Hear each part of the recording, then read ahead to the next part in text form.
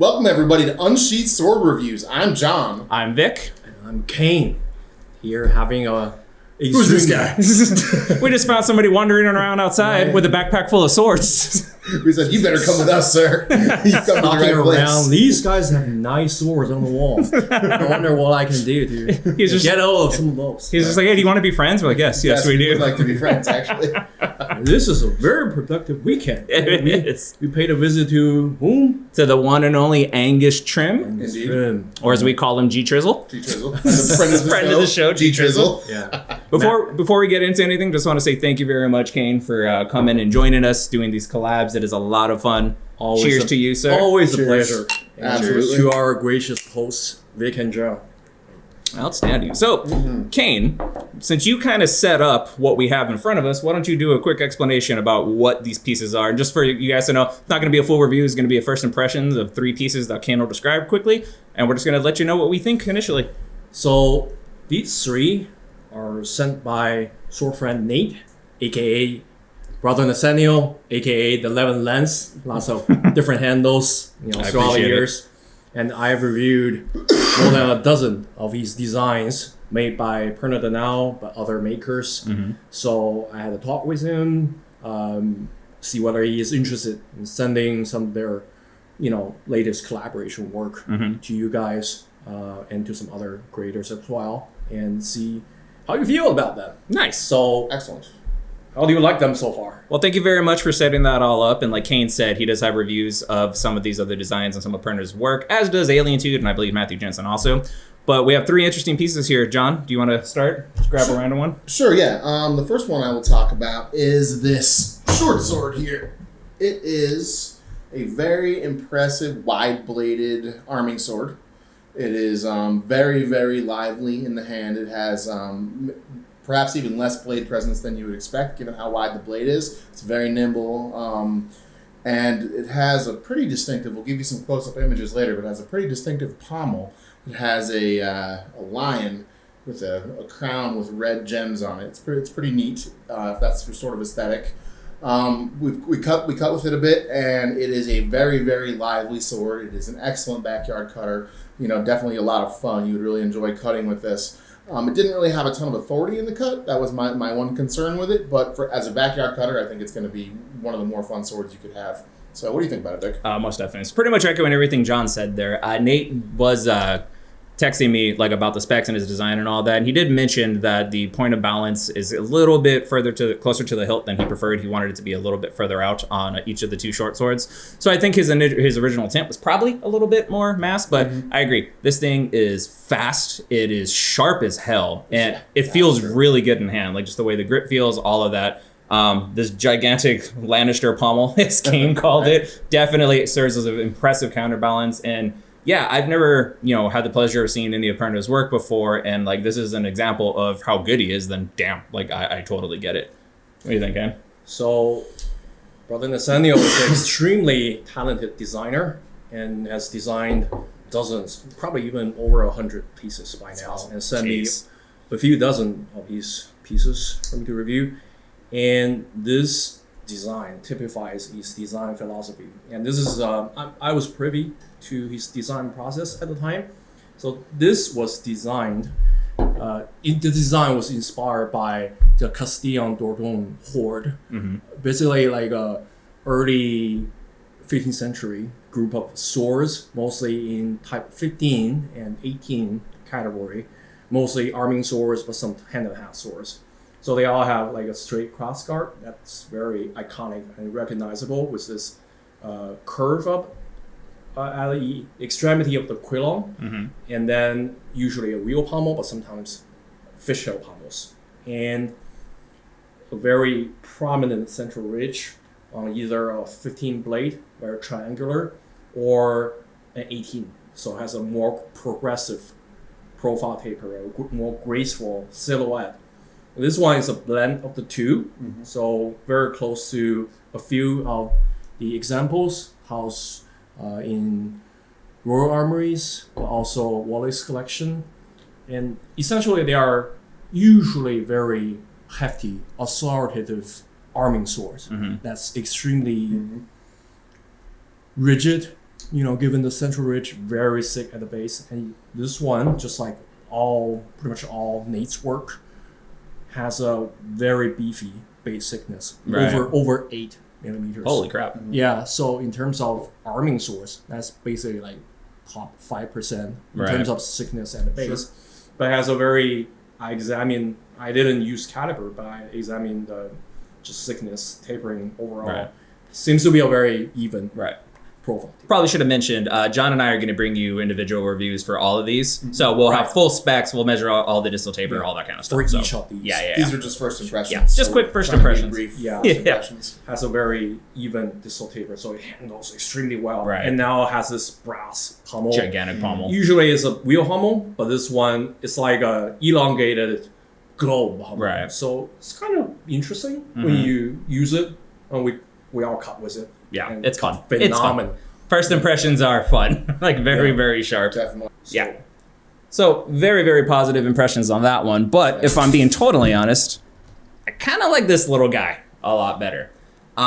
This is about the size of a Gladius, and I really like the double leaf blade look that it has going on. But in terms of just like light and feeling like you're gliding through targets that aren't there, this is absolutely a joy to move around. What do you think, John? I 1000% agree. I like the aesthetics on this one a great deal more than I like on the other one. I like the black handle and the rose pommel is pretty fun. The guard's a bit fantasy for me, but it's within tolerance. Let's put it that way. But I think where this shines is its performance. It really, again, it has very, very, very close to the guard balance, so it's very nimble. It's exceptionally nimble. And that makes it really fun for cutting bottles with in the backyard. So yeah, we had a blast with it. I really enjoyed this sword a lot, and I think it's very pretty. It's grown on me quite a bit since it arrived. And I like the detail on this wheel pommel. Not only is there a rose in the center, which is pretty well cast, but also there is some almost like fluting around the outside. That's really, really pretty. It's just a very pretty sword. So I'm a fan of it. It's growing on me more and more. Agreed. I look forward to talking about this one in more detail. Ken, what are your initial impressions? How long is this one? 20 inches? About, yeah. I haven't completely So measured that's it. extremely similar. Like, it reminds me immediately of Gladius like this, and the handling is even more thrust centric, but like the acceleration is extremely easy. Like easily reach the terminal velocity, and there's a lot of authority. But also, if you look at the edge bevel, very smooth and wide, cutting oriented. In terms of the fitting, it reminds me of a little bit like a Baratheon. I see what Deer antler. The stag. Yeah. And then there's a fancy rose pommel marker. That would be Terrell's. And excellent, concave grind. But also the grip, other than the steel spacer, it's, I'm not sure whether you have noticed, it's desagonal. So 10-sided. Usually you have like hexagonal or octagonal, but this is desagonal, so 10-sided. So gorgeous. And not to mention the blade has 2 clip point on each side. So like a Gladius on steroid. It is legit a double leaf blade. Enjoy the sword. So cool. Yeah, enjoy the sword. So that one is growing on me a lot, but if I'm being totally honest, the one that I loved immediately was this bad boy. This is a Kukri. This is a monster. It is a 22-inch long blade, and so the grip for me is exactly the perfect size for my hand. This locks into my hand perfectly, and moving this around, it is an insane combination of power and speed. It is a fantastic cutter, and like the other ones, super sharp. I very much like the aesthetic that it has going on, very similar to John Celiani, which we either have a review up or we'll be reviewing soon, depending on when you're watching this video. And I like everything about this. So this made me very, very sad. Because I love kukris. I love the look of this kukri a lot, and I've been wanting to get my hands on one of Purna's kukris for a really, really long time. And unfortunately, the handle's just too small for me to feel like I could use it safely. If there's one dig on this that I have, emphasis on the word dig, is that the pommel kind of curves. This little bit of a guard kind of curves down, and it's not as rounded off in there as it could be. So when I try to jam my ham hock in there, it just doesn't really feel very good at all. And if I were to encounter the stand while swinging this, I think I might have done myself a real injury. But it is absolutely gorgeous. I would say that I actually like the detail work on this one more than I even like the one on my Saliani, which is saying something. Interesting. It's a bit less detailed, but I like the look of it more, I think.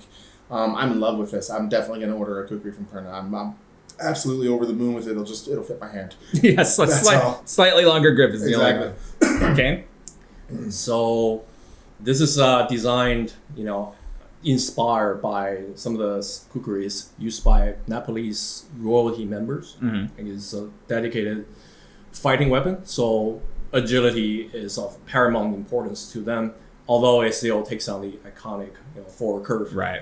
It's transition at about 2/5 of the blade's length. Mm-hmm. And it's just so comfortable in the hand, even though the grip is quite short. Right. But I like this feature. Or you're not a big fan of the the curve back, right? I love it if it fit my hand. Okay, Right. so if the grip is longer, you be a fan. I'm here for it if it fits my hand. Yeah, aesthetically, but also ergonomically, it's very helpful with retention because sometimes kukri can be a little bit forward heavy, and so it would just wrench out of your hand. This makes it very secure, but this is indeed very short. Like even when I cut with it, like this part was nudging because your finger. my finger, part of it is over, the grip, and so it's constantly grinding. So this should be rounded down. It's very helpful if you do a thrust, like you're not gonna run your finger across the edge. Right. No, I really, really like that. And for my little baby hands, it fits perfectly. But one of the great things is if you're having Purna make something for you, you're going to give all the specs. Yeah. So you're going to just specify to have the edges rounded. Or just have the grip a little longer or whatever you need to do. Yeah. Or both. Right. That would be perfect. It's pretty light, right? For this size. Very lively, yeah. A little bit over 1.5 pounds, right? So you using this will weigh over 2 pounds. But not really. No, it's insane when you draw it out of the scabbard and you start moving it around. You're like, why does this even feel like a thing? Your brain doesn't compute. Speaking of the scabbards, we should probably show them. So we'll do it real quick because we don't want to get into too much details. It's just a first impression. But they all did come with really, really nice, really well-made scabbards. Wood core. Wood core. They're all wood core. And they actually do have really, really good designs and patterns on them. And we'll show, in the full reviews, we'll go into way more detail and show up-close shots and all that kind of stuff. But that is just kind of our quick initial impressions, what we think of these. I think it's safe to say that we're all really, really impressed and look forward to playing with them more. Right, John? Absolutely. I'm just going to hold this while we do.